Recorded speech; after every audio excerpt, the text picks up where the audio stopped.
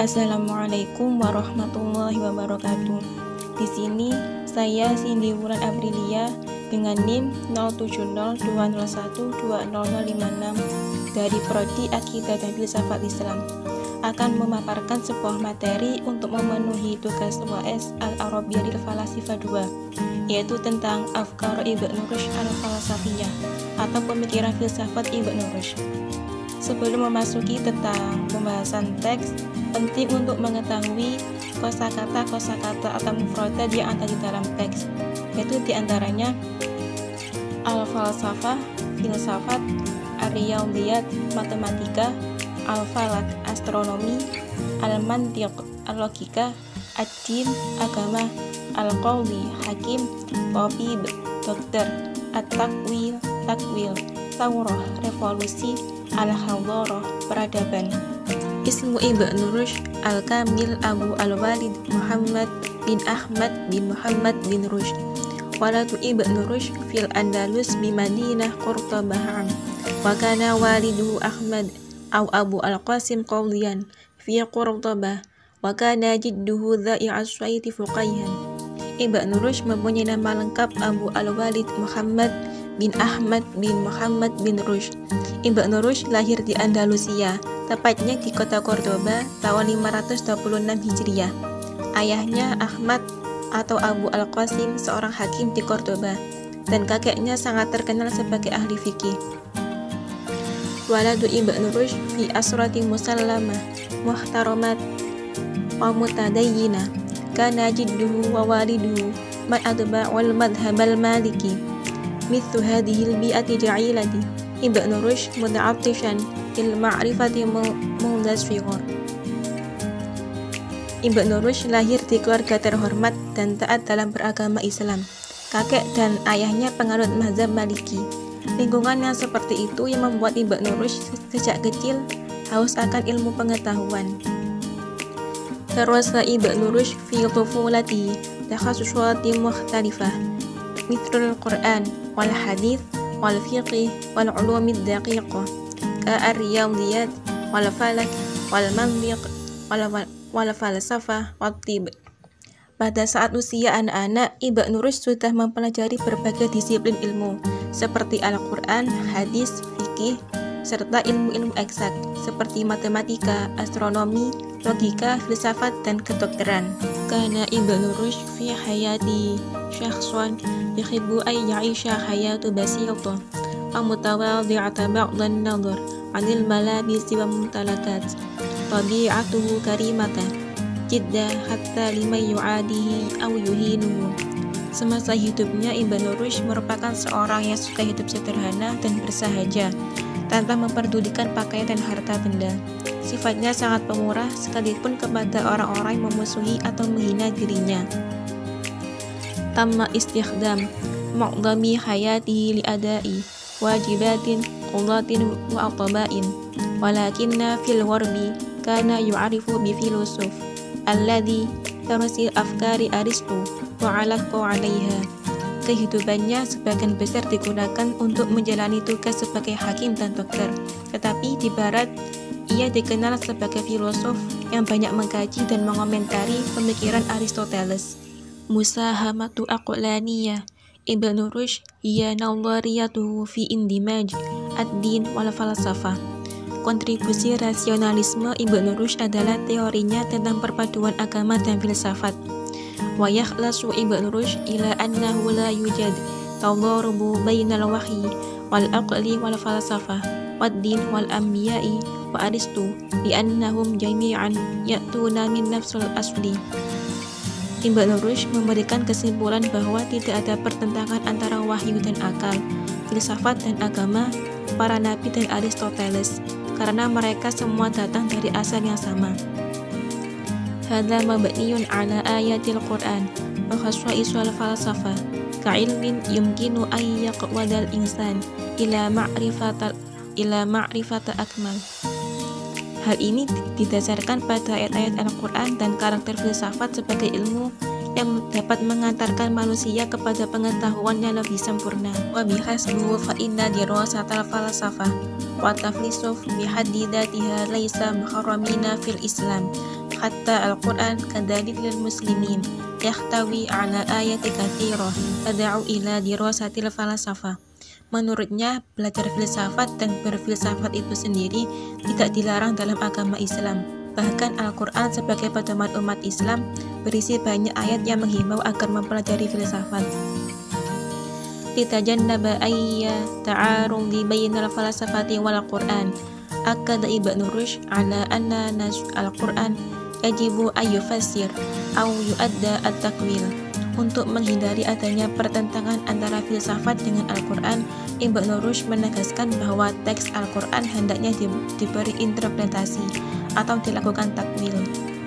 Fima yata'allaqu bil-'alaqah baina ad-din wal falsafah, hunaka ra'i wahid qadirin ala isti'ab ba'da al-aqlaniyah fi kulli min ad-din wal falsafah. Mengenai hubungan antara agama dan filsafat, ada satu pandangan yang mampu menangkap dimensi rasionalitas baik dalam agama maupun filsafat. Al-aqlaniyah wal al-falsafiyah mabniyah ala asasin nizam at-tabi'i wa aydan ala mabda'i sababiyah. Rasionalitas filsafat dibangun atas landasan keteraturan alam dan juga pada landasan prinsip kausalitas. Wa fil waqti nafsuhu fa innal aqlaniyah ad-diniyah mabniyah aydan 'alal asasi wal ahdaf allati haddadaha Allah wallati tuaddi fin nihayah ilal juhudil mabdhula li ikhdharin nasi ilal qayyimil fadilah. Sedangkan rasionalitas agama juga dibangun atas dasar dan maksud tujuan yang diberikan Tuhan, dan yang pada akhirnya bermuara pada upaya membawa manusia kepada nilai-nilai kebajikan. Yumkinu ru'yatal qiyamati taqaddamiyah difakkara Ibnu Rushd min juhudihi lihalla masyakil asyra'i baina ad-din wal falsafah min khilal aslub at-takwil. Nilai progresivitas pemikiran Ibnu Rushd terlihat dari upayanya menyelesaikan problematika pertentangan antara agama dan filsafat melalui metode takwil. La yuqliqu Ibnu Rushd idza kana aslub at-tafsir yajibu ayyu khadamin anasa kharijal Islam. Ibnu Rushd tidak resah apabila metode pentakwilan harus diambil dari umat di luar Islam. Wa dzakara Ibnu Rushd anna wujuda taqidatin fil ilmi haitsu istawal man ja'u fima ba'da iktishafati asullafahum. Ibnu Rushd mengingatkan bahwa keberadaan komplikasi dalam keilmuan di mana yang datang belakangan mengambil manfaat dari temuan para pendahulunya. Ibnu Rushd yuqaddiru haqqal ikhtilafa fi ra'yi. Ibnu Rushd juga sangat menghargai adanya perbedaan pendapat. Lam tumanni'ul ikhtilafatud diniyah min dirasatil falsafatil yunaniyah. Perbedaan agama tidak menghalanginya mengkaji filsafat Yunani. Kama awsa Ibnu Rushd bit tafa'ulatil ilmiyah bainal islami wal adyanil ukhra. Ibnu Rushd juga menganjurkan dilakukannya interaksi keilmuan antara Islam dengan agama-agama lain. Laqad jalabat aqlaniyah falsafah Ibnu Rushd al-hawa'in naqi ilal alam al-urubbi hatta annaha tamakkanat min tahrir aw rubba min qabdati haimanatil kanisa. Rasionalitas filsafat Ibnu Rushd justru membawa angin segar bagi dunia Eropa, bahkan mampu membebaskan Eropa dari cengkraman hegemoni gereja. Asy'ala wujudu falsafah Ibnu Rushd nari thawratin tatallabu faslul ilmi anid din. Kehadiran filsafat Ibnu Rushd telah mengobarkan api revolusi yang menghendaki pemisahan sains dan agama. A'ada Ibnu Rushd alladhi 'allaqa 'alal a'mali Aristo ihya'a thaqafah fikriyatin li talama kanat mudlimatun fi tilkal hadara. Ibnu Rushd yang mengomentari karya-karya Aristoteles telah membangkitkan kembali budaya berpikir yang telah lama kelam dalam peradaban tersebut.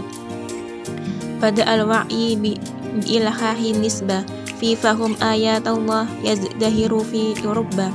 Kesadaran akan urgensi rasio dalam memahami ayat-ayat Tuhan mulai berkembang subur di Eropa. Pada al-Masihiyuna wal Yahudi fit ta'rif ala mazijid din wal falsafah. Kristen dan Yahudi mulai mengenal perpaduan antara agama dan filsafat. Al-Qarni Tsalits Asyar katabal adidu minal ulama'il yahudi majmu'atin wa mulakhasatin bitarjamatin ta'ummala Ibnu Rushd al-Abriyah. Sejak abad ke-13, banyak sarjana-sarjana Yahudi yang menulis simpulan dan ringkasan atas terjemahan-terjemahan karya Ibnu Rushd ke dalam bahasa Ibrani. Bisyarfin nadhari an tarjamah a'mal Ibnu Rushd katabal ulama'il Yahudi fil qarnir rabi' asyar. Aydan ta'liqatin ala a'mal Ibnu Rushd. Selain menerjemahkan karya-karya Ibnu Rushd, para sarjana Yahudi pada abad ke-14 juga menulis komentar-komentar terhadap karya-karya Ibnu Rushd. Min ba'di tarjamatin Ibnu Rushd ila al-Abriyah satadharut tarjamatu ila al-Latiniyah. Dari sebagian karya-karya terjemahan Ibnu Rushd ke dalam bahasa Ibrani akan muncul karya-karya terjemahan ke dalam bahasa Latin. Athir hada 'ala al-fikri al-Urubi wal hayatil ijtima'iyyah wad diniyah fil mujtama'il ghurbi. Hal ini yang mempengaruhi pemikiran Eropa dan kehidupan sosio-religius dalam masyarakat barat. Yumkinu ru'yatu ta'thiri hal kabir min khilal harakatil wasatiyah wa hiya harakatu tatawwarat fil gharbi mundal qarni tsalits asyar wallati khawalat naqlu afkar Ibnu Rushd wa tatawwiriha ila al-hadaratil gharbiyah. Pengaruhnya yang besar terlihat dari adanya gerakan Averroisme, yaitu gerakan yang berkembang di barat sejak abad ke-13 yang berusaha mentransfer dan mengembangkan gagasan-gagasan Ibnu Rushd ke dalam peradaban barat. Hatta al-qarni as-sabi' asyar dhalla ta'thiruhu sa'idan wa dwarrisat katabbihi fil jami'atil gharbiyah. Sampai abad ke-17, pengaruhnya tetap dominan dan buku-bukunya tetap dipelajari di universitas-universitas barat. Addat hadhil haraka fin nihayah ila wiladati asrin nahdha fil mujtama'il gharbi wa huwa fahum yas'a ila ihya'il ilmi ba'da an 'asha al-'alamul gharbi fatratin minal dhalam. Gerakan ini yang akhirnya melahirkan Renaissance dalam masyarakat barat, yaitu paham yang berusaha membangkitkan kembali ilmu pengetahuan setelah dunia barat mengalami masa-masa kegelapan. Dari teks yang saya bacakan tadi dapat disimpulkan bahwa perkembangan dan kemajuan peradaban barat seperti sekarang ini tidak dapat dilepaskan dari sentuhan peradaban Islam abad pertengahan. Karena pada abad pertengahan Islam tampil sebagai puncak peradaban dunia. Masyarakat barat pada saat itu berada dalam abad keterbelakangan. Masa barat menimba sebanyak-banyaknya capaian peradaban Islam tersebut.